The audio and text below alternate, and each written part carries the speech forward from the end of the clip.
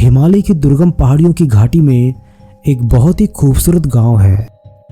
यहाँ के लोग बहुत ही खुशहाली के साथ अपना जीवन यापन करते थे। दिन भर जंगलों से लकड़ियां काट कर लाते थे और सब्जियां अपने खेतों में ही उगाते थे। परंतु इतनी खुशहाली के बावजूद भी इस गांव के लोगों के मन में एक आतंक हमेशा बना रहता था। दरअसल इस गांव के दक्षिण दिशा की पहाड़ियों के बीचों बीच एक गुप्त स्थान था, जहां एक नरभक्षी अघोरी रहता था। उस दिशा में, उस पहाड़ी के आसपास कोई भी भटकने की हिम्मत नहीं कर सकता था। वो अघोरी बहुत ही विकराल था। कहते हैं कि उसका शरीर बलिष्ठ था, भुजाएं चौड़ी थी और कंधे पुष्ट थे। उसे देखकर ऐसा कभी भी नहीं लगता था कि किसी ने मनुष्य को देखा है, बल्कि ऐसा लगता कि जैसे किसी ने राक्षस देख लिया हो। वो जब हुंकार मारता तो पूरी पहाड़ी कांप उठती थी। पशु पक्षी इधर उधर भागने लगते थे। उस नरभक्षी अघोरी की सिर पर 3 जटाएं थी और इसीलिए उसको लोग त्रिजटा अघोरी के नाम से पुकारते थे। त्रिजटा अघोरी का दहशत इतना था कि कोई भी उस पहाड़ी की तरफ आंख उठाकर भी नहीं देखता था। लेकिन एक इंसान था जिसने इस नरभक्षी अघोरी से मिलने का साहस किया था। उसने कई जंगलों और पहाड़ों को कई दिनों तक पार करते करते उस जगह पर पहुंच गया था जहां वो नरभक्षी अघोरी रहता था। आगे क्या हुआ उस इंसान का, उसे जानने के बाद आपके पसीने छूट जाएंगे। आखिर कौन है वो अघोरी, कहाँ रहता है वो, और वो इतना विकराल और भयानक क्यों है, और तंत्र साधना की दुनिया में सब उससे क्यों डरते हैं।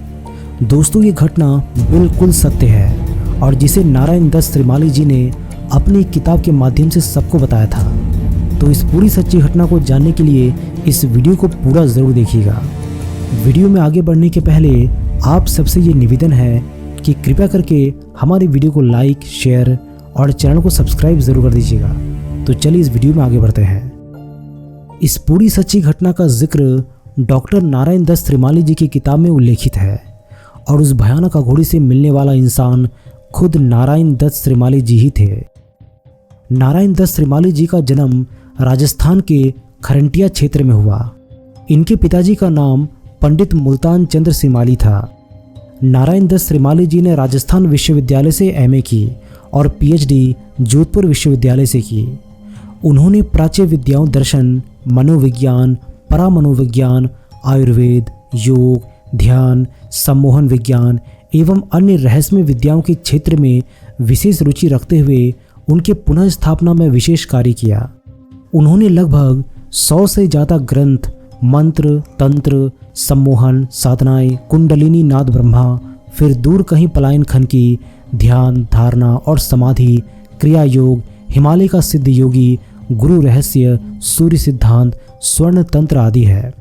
तो यहाँ तक आप समझ गए होंगे कि नारायण दत्त श्रीमाली जी एक पहुँचे हुए सिद्ध योगी थे। अपने साधना काल में उन्होंने बहुत सारे गुरुओं से कई सिद्धियां प्राप्त की थी, पर उन्हें ऐसा लगता था कि इससे भी उच्च स्तरीय ज्ञान उन्हें चाहिए। ऐसे में उन्होंने त्रिजटा अघोरी के बारे में अपने गुरु से सुना। उन्हें लगता था कि त्रिजटा अघोरी से वे बहुत कुछ सीख सकते हैं, परंतु उन्हें यह ज्ञान नहीं था कि त्रिजटा एक महाभयानक और नरभक्षी अघोरी है। नारायण दत्त श्रीमाली जी कहते हैं कि मैं उन दिनों साधना पथ का दीवाना था।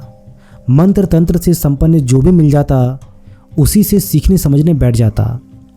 कई बार ऐसा हुआ, किसी महीने सेवा की और कुछ भी पल्ले नहीं पड़ा। बाद में ज्ञात हुआ कि उसमें केवल ऊपरी चमक दमक ही थी, ठोस ज्ञान कुछ भी नहीं था।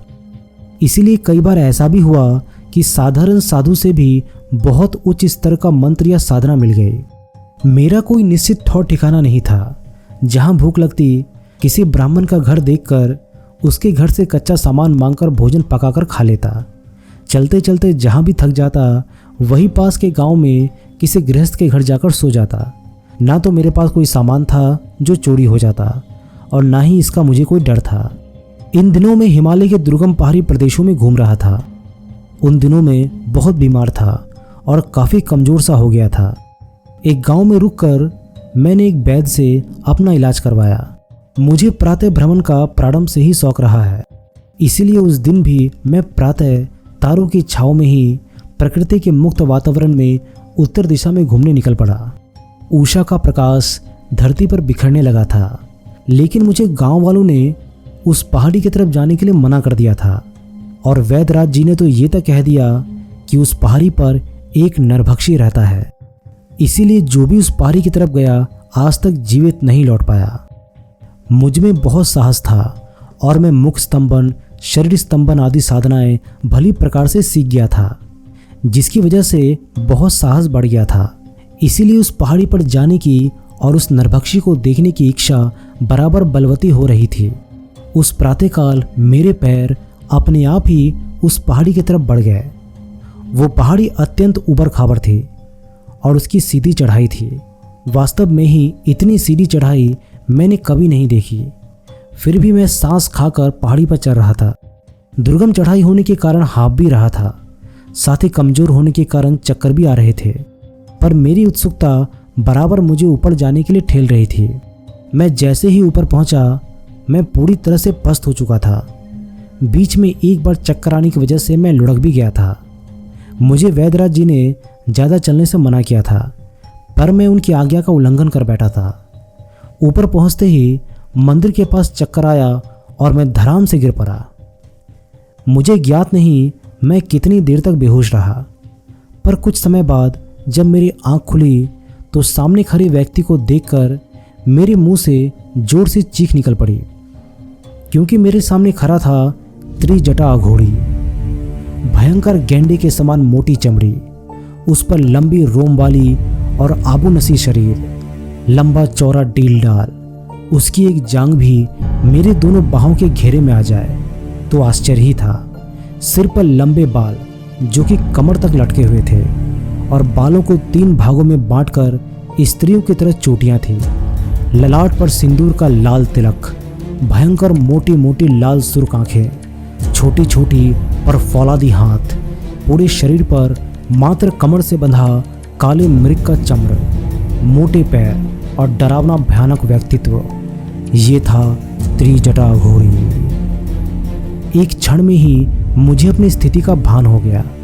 मैं मन ही मन पछता भी रहा था कि मैं नाहक ही इधर आ गया। गांव वालों ने वास्तव में मुझे इधर आने के लिए मना जो किया था वो ठीक ही था। निश्चय ही ये कोई नरभक्षी है और आज त्रिजटा का भोजन मेरा शरीर ही है, इसमें कोई दो राय नहीं। पर दूसरे ही क्षण मैंने अपने आप को संयमित किया और हृदय में साहस का संचार किया। जो भी होगा देखा जाएगा। यदि इसका भोजन ही बनना है तो इतनी आसानी से नहीं बनने दूंगा। चाहे सामने तूफान आए, पर अंतिम क्षण तक टकराऊंगा। सामने भैरव की विकराल मूर्ति थी, जिसके आगे कुछ समय पहले कटा हुआ बकरा पड़ा था और उसका रक्त बहकर मंदिर के प्रांगण से नीचे उतर आया था। मैंने अपना ध्यान त्रिजटा अघोरी की तरफ पूरी तरह से हटा लिया और पूरी तरह से अपना ध्यान भैरव की मूर्ति पर केंद्रित करके मंदिर के प्रांगण में ही पालती मारकर बैठ गया और मंत्र का जाप शुरू किया। मेरी आंखें बंद थी और मुंह से भैरव स्तुति अजरस रूप से चल रही थी। जब स्तुति बंद हुई, मैंने आंख खोलकर नजरें ऊपर उठाई तो सामने ही विकराल त्रिजटा फुफकारता हुआ खड़ा था। क्रोध में उसकी आंखें अंगारवत दहक रही थी। उसका सारा शरीर क्रोध में थर्रा रहा था। स्तुति बंद होती ही वो दहाड़ पड़ा। तेरी ये हिम्मत, असभ्य, दुष्ट, नरक के कीड़े, मलेच्छ, इस गंदे और अपवित्र वस्त्रों में और चोले में भैरव स्तुति, भैरव भक्ष। उसकी दहाड़ से पैरों पर बैठे पक्षी फड़फड़ा कर उड़ गए और उसकी चीख से वातावरण अजीब प्रकार से हो गया। मैं यथासंभव शांत था और अपने क्रोध को दबाकर रखा था। ये बात नहीं कि मैं डर रहा था, पर पहली बार डर अवश्य लगा था। मैं सोच रहा था कि क्या कर सकता है यह अघोरी। हो सकता है ये तांत्रिक हो, मारण स्तंभन प्रयोग जानता हो, पर मैं भी कोई सामान्य आदमी नहीं, क्योंकि अब तक जीवन में मैंने काफ़ी कुछ जान लिया था और प्रयोग करके प्रमाणित भी हो गया था। यदि इसके पास मारण स्तंभन प्रयोग होगा तो प्रयोग करने दो, मैं एक एक करके इसका जवाब दे ही दूंगा। इसने ही गांव वालों का भक्ष किया होगा, लेकिन आज लगता है इसे कोई नहीं मिला। पर मेरा भक्ष करने के पहले इसे बहुत सोचना पड़ेगा। मैं उठ खड़ा हुआ उसके मुंह से बहुत सारी गालियां निकल रही थी। वो मुझे उस्काना चाहता था और मैं अपने आप को शांत बनाए रखने का प्रयास कर रहा था। मैं समझ गया था कि वो मुझे उत्तेजित करना चाहता है। तांत्रिक सफलता हेतु प्रतिपक्षी को क्रोधित होना, उस पर चोट करने की भावना होना जरूरी है। अक्रोध पर तंत्र सफल नहीं हो पाता। यदि किसी दुष्ट तांत्रिक से पाला भी पड़ जाए और ज्ञान ना हो तो उस समय सबसे बड़ी सुरक्षा साधना अक्रोध ही होता है। क्रोध रहित व्यक्ति पर तंत्र प्रयोग नहीं के बराबर सफल होते हैं। मैं इसके पूर्व तांत्रिक रहस्यों को जान चुका था। इसकी मूल भावना को शमशान साधना और प्रेत साधना जैसी कठोर क्रियाओं को सफलतापूर्वक संपन्न कर चुका था। अंततः डर तो नहीं लग रहा था, पर मैं व्यर्थ ही तांत्रिक अवलंबन लेना नहीं चाहता था। इन दिनों मैं मंत्र साधना के क्षेत्र में साधना कर रहा था। अंततः इस साधना के बीच में तांत्रिक अवलंबन लेने से मंत्र साधना का जो प्रयोग कर रहा था मैं, वो व्यर्थ हो जाता और वापस से नई सिरे से कार्य प्रारंभ करना पड़ता। इसीलिए मैं लगभग शांत था और वो मेरा इसे समर्पण समझ रहा था। पर वो चकित था, क्योंकि आज तक ऐसी स्थिति में हर इंसान उसके सामने रोया है, गिड़गिड़ाया है, भागने का असफल प्रयास किया है। पर इस बार एक इंसान अर्थात मैं सामने खड़ा था, आंखों में आंखें डालकर दृढ़ता के साथ। अजीब सी स्थिति थी। मैं लगभग शांत था और वो क्रोध में जल रहा था। उसके होंठ भरभरा रहे थे, गालियां दे रहे थे, पर कुछ ही मिनटों बाद उसके होंठों से गालियां निकलनी बंद हो गई और स्तंभन प्रयोग चालू हो गया। यह प्रयोग मैं काफ़ी पहले सीख चुका था। इस प्रयोग से सामने वाले व्यक्ति को अपाहिज सा गुलाम बना दिया जाता है। ना तो उसमें कुछ सोचने समझने की शक्ति रहती है और ना ही कुछ करने की भावना, बस एक गुलाम सा बन जाता है वो। मैं समझ गया था वो मुझे जरवत बनाने के लिए प्रयोग कर रहा था। मैं कुछ क्षणों तक उसकी बेहुदा, नीच एवं गिरी हुई हरकतों को देख रहा था। फिर इसका विरोध करने का निश्चय किया। इसके लिए शत्रुमुख स्तंभन मैंने प्रयोग चालू किया।